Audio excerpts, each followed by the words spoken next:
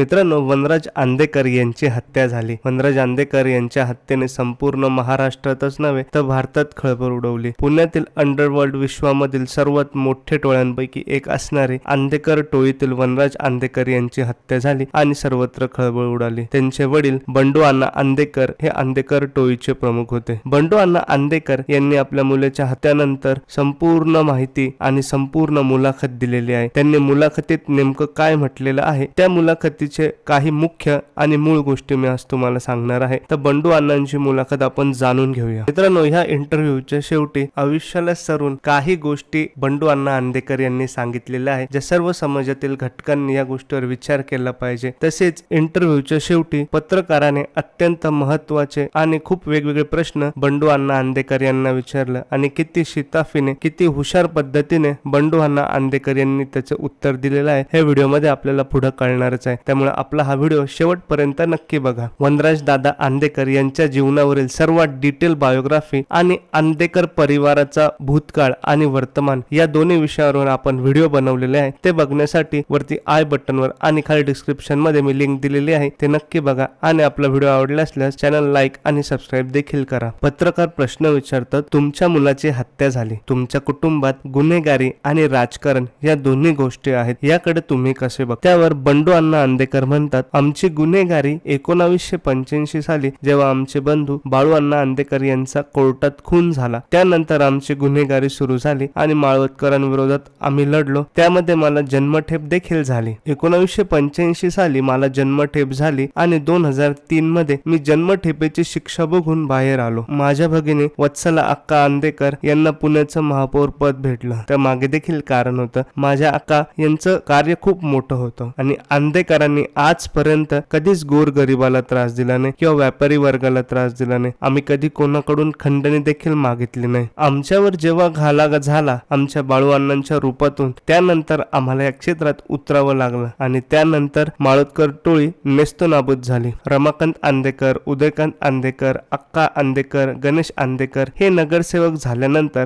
आमचा प्रस्थ वाढू लागला. आमचं नाव लौकिक वाढू लागलं. मोठमोठ्या लोकांमध्ये नावं वाढू लागली. तसेच व्यापारी वर्गात देखील आमची नावं वाढू लागली आणि भरपूर विरोधकांना ह्या गोष्टी पाहावल्या नाही. आमच्या वत्सला अक्का आंदेकर आणि उदयकांत आंदेकर यांचं निधन झाल्यानंतर वनराज आंदेकर, लक्ष्मीताई आंदेकर, गणेश आंदेकर, रमाकांत आंदेकर यांनी समाज कार्याचा आंदेकरांचा गाडा हा चालू ठेवला. त्याला कुठल्याही प्रकारचं गालबोट लागलं नाही अथवा ते कुठेही थांबले नाही. मध्यंतरीच्या काळामध्ये संजीवनी जयंत कोमकर, गणेश लक्ष्मण कोमकर, प्रकाश लक्ष्मण कोमकर यांनी घरातील किरकोळ कौटुंबिक वादातून इथपर्यंत आले आणि यांनी माझ्यासोबत राहणारा सोमनाथ सयाजी गायकवाड याच्याशी हात मिळवणी करून संगनमत करून वनराज भाऊला मारले. परंतु त्यांना खरं म्हणजे मला आणि कृष्णा आंदेकरलाच मारायचं होतं. परंतु त्यांनी बघितलं बॅकबोन म्हणून त्यांनी वनराजांना मारलं. यांना बंडू आंदेकर आणि कृष्णकांत आंदेकर यांना मारता येत नव्हतं म्हणून त्यांनी माझा जवळचा असणारा आपला सोमनाथ सयाजी गायकवाड याच्याशी हात मिळवणी करून अचानकपणे वनराज आंदेकर यांना मारलं. वनराज आंदेकर हे नेहमी चौकात उभे राहतात. कोणाचा दर्गाचा उत्सव असतो, नवरात्र उत्सव असतो,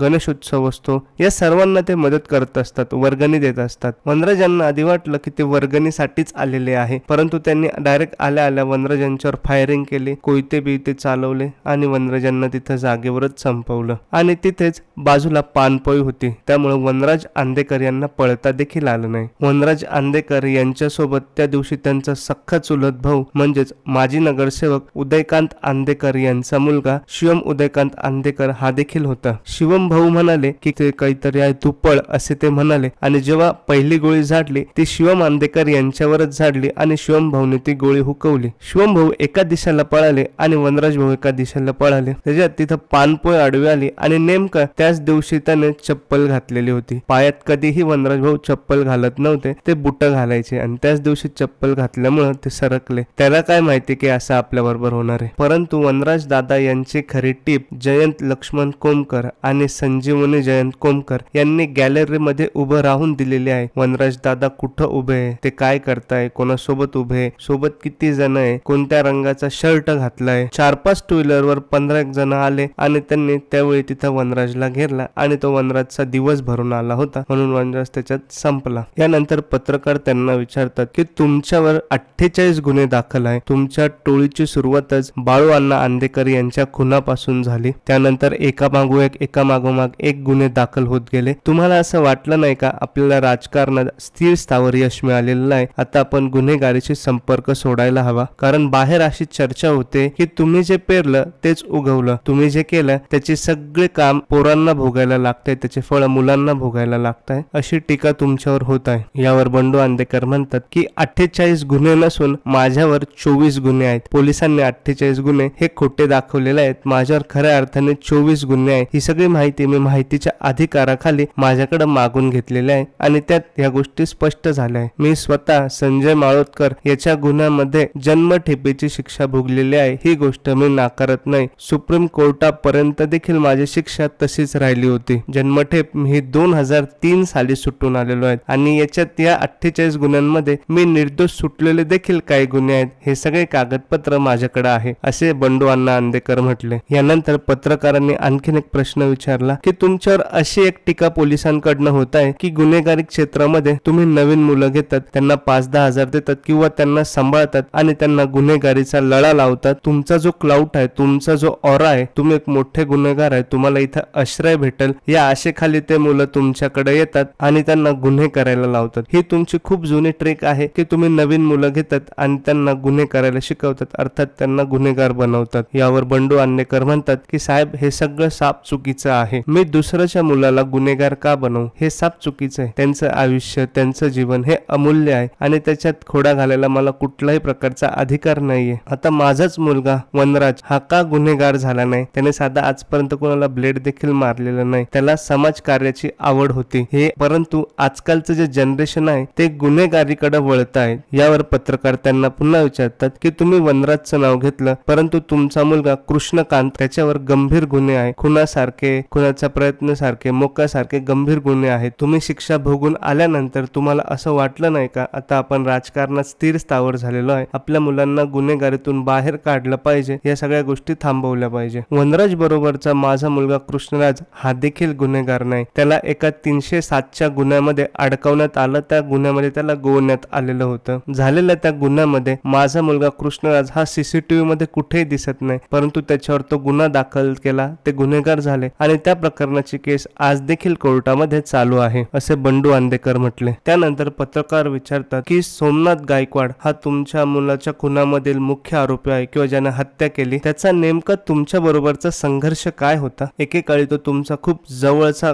माणूस होता, पोलिसांच्या भातेमध्ये तो तुमचा एक नंबरकारी होता. यावर बंडू अण्णा आंदेकर म्हणतात की होय, सोमनाथ गायकवाड हा माझा अत्यंत जवळचा, अत्यंत विश्वासू सह आरोपी होता. ही गोष्ट मी नाकारू शकत नाही, परंतु त्याला सुप्रीम कोर्टातून मीच सोडवला. त्याला जन्मठेपेची शिक्षा झाली होती, त्यातून जामीन मीच करवला आणि मीच त्याला सोडवलं. सोमनाथ गायकवाड हा सुटून आल्यानंतर तो मला म्हटला की माझ्या मागे आई, माझी बायको, माझे 2 मुलं आहे. अण्णा, आता मला उदरनिर्वाहाचं काहीतरी साधन द्या. मग त्याला मी इथं बाजूलाच एक पत्त्याचा क्लब मंजूर करून आणला आणि तो टाकून दिला आणि त्या पत्त्याच्या क्लबच्या मार्फत प्रमाणापेक्षा जास्त 3-4 कोटी रुपये त्याने कमवले. त्या क्लबमुळे सोमनाथ गायकवाड याच्यावर केस झाली आणि ती केस झाल्यानंतर बंडू आंदेकरचा याचा पुण्यामध्ये नानापेठेत एवढा मोठा दरार आहे आणि तरी आपल्यावर केस झाली. माझा अत्यंत निकटवर्ती आहे, जसा वनराज माझा मुलगा तसाच एक माझा मुलगा असणारा वनराज सारखाच संतोष उर्फ पिंक्या भाऊ गवते हा देखील आजाराने मेला. त्यानंतर माझा भाऊ माजी नगरसेवक उदयकांतजी आंदेकर यांचं देखील निधन झालं. हे सर्व गेल्यानंतर मी एकटा पडलो, मी उघडा पडलो. आता अण्णाच्या मागं कोणी उरलं नाही, त्यामुळे आपण अण्णाचाच गेम करू आणि हे सगळं साम्राज्य आपल्याला घेऊ. ज्या क्लब मध्ये त्याला 3 ते 4 कोटी रुपये मिळाले होते, त्यामुळे त्याची नियत बिघडली आणि माझा स्वतःचा सख्खा जावई गणेश लक्ष्मण कोंकर हा त्याला आतमधून मिळालेला होता. आणि सोमनाथ गायकवाड देखील मला सारखा हिनवायचा, तुमच्याकडे आता पोरं नाही, तुमच्याकडे पहिल्यासारखे पोरं उडलेले नाही, कारण की मी आता सगळं सोडलेलं होतं, गुन्हेगारीतून आता बाहेर आलेलो होतो. आता मी 68 वर्षाचा आहे, मी आता काय गुन्हेगारी करणार? 2 वर्षांनी मी 70 वर्षाचा होईल, काय माझं आयुष्य असेल? आता मी किती वर्ष जगेल हे कोणीच सांगू शकत नाही. त्यामुळे त्याने माझा सगळा अंदाज घेतला, यांचं आता वय झालेलं आहे, यांच्याकडे पोरं नाही, हे नाही, ते नाही. त्यामुळे माझ्यावर असे खोटे नाटे आरोप हे नेहमीच होत असतात. लोकांनी आमच्यासाठी सुतक धरलंय आणि गणेश उत्सव असल्या कारणामुळे दिवस रात्र असा धरून 5 दिवसाचे मी 10 दिवस धरून 5 तारखेला आता 10वा करतोय आणि 6 तारखेला आम्ही अस्थि विसर्जन करू आणि सुतक असल्यामुळे गणपती करता येत नाही आणि लोक पण गणपती घरात बसवतील। आज येथील सगळे लोक आमच्या दुःखात अत्यंत उत्स्फूर्तपणे सहभागी आहे। इथे कोणालाही काही न बोलता एकही दगड न मारता लोकांनी आपले व्यवसाय आपले धंदे बंद करून ठेवलेले आहे। आम्हाला त्यांनी विचारलं आणि दुकानं चालू केले। मी म्हटलं तुम्ही दुकानं उघडा, दैनंदिन व्यवहार चालू केले, लोकांसाठी सण उत्सव आहे, जर तुम्ही व्यवहार चालू केले दुकान उघडले तरच आपल्या वनराज भाऊच्या आत्मेला शांती भेटल। त्यानंतर पत्रकार म्हणाले आता तुम्हाला शेवटचा आणि अत्यंत महत्त्वाचा प्रश्न, या प्रकरणात पुढे काय होईल? तुमचं नाव, तुमचा ऑरा, ज्या पद्धतीने तुम्ही काम करता हे सगळं बघितल्यानंतर आता नेमकं पुढे काय होईल? साधारणपणे संपूर्ण पोलिसांमध्ये आणि संपूर्ण गुन्हेगारी वर्तुळामध्ये अशी चर्चा आहे की आता अंधेकर हे शांत बसणार नाही। यावर बंडू अण्णा म्हणतात नेकी का काम और अंधेकर का नाम, आम्ही काही करणार नाही साहेब, हे ऑन कॅमेरा वचन देतोय मी। हे बोलताना बंडू अण्णा अंधेकर यांचा थोडा ऊर भरून आला होता, ते भावुक झाले होते। ते म्हटले माझ्या वनराजच्या 2 मुली आहेत, मला त्यांच्याकडे बघायचं आहे। आता जर का मी काही केलं तर त्यांच्याकडे कोण बघणार? त्याचा प्रपंच आत्ताच उघड्यावर पडलाय, तो पडला नाही तर तो पाडलाय। सख्खी बहीण